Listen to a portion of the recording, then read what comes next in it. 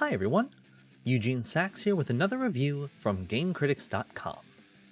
I played a lot of soccer growing up, so I have a soft spot anytime a game uses it as a mechanic in a more fantastical setting than the average FIFA match. Footgun Underground is exactly this, and gives me the option to use a soccer ball as a weapon and in a roguelike fashion?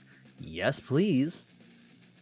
Players take control of a protagonist, who's got a bionic leg, and uses a deadly ball as a weapon. Players take a subway car through 5 different worlds, fighting enemies along the way and picking up money and upgrades as they do. Players will occasionally find shops for additional upgrades like more health or kick strength, and ball upgrades like growing in size as it bounces off walls, or making it leave a trail of bombs as it's kicked.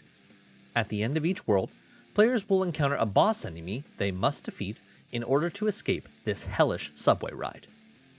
Footgun Underground rewards players for skillful kicks in each room. Bouncing the ball against walls to have it hit enemies multiple times with a single kick will be the most efficient way to deal spherical death.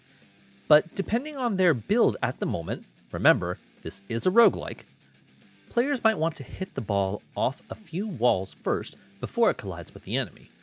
Or perhaps the player might want to aim a single straight kick to deal max damage by hitting enemies directly. While mastering ball handling in the way I've just described might seem like a novel approach to combat, it's a lot easier to talk about it in a video than it is to do while playing.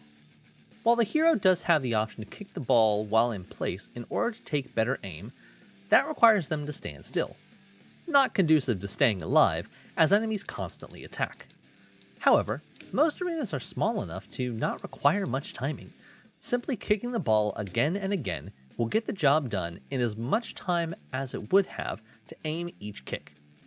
This is especially true in boss battles, as everyone is a bullet sponge, or rather a ball sponge, and they take ages to defeat whether the shots are skillful or not. However, while the ball handling doesn't quite deliver on its concept, the biggest crime is that progression isn't satisfying. After each run, players can use currency to take a chance on a gacha machine for random items that will later appear randomly in each run. However, none of these upgrades felt worthwhile. One of the balls I unlocked was a turret, which stuck to a wall and fired 3 shots instead of bouncing, but the shots didn't do any more damage than the basic ball. Another upgrade was a bolt ball. It dealt extra damage while it hit enemies, but the ball actively moved away from the player, making it extremely hard to kick. I understand good game design often deals in these trade-offs, but these unlocks have to offer at least some joy, or else, what's the point? I had so much hope for Footgun Underground, but it fell short in so many ways. It has a unique concept and weapon, but it fails to execute it in a way that kept my interest for more than a couple of runs. Many of the upgrades feel unnecessary, and the bosses have too much health. Players itching to try a new roguelike may find something to enjoy here that I didn't, but there are so many other good roguelikes on the market right now that it's hard to recommend this one. For me, Footgun Underground gets 6 unneeded unlock capsules out of 10.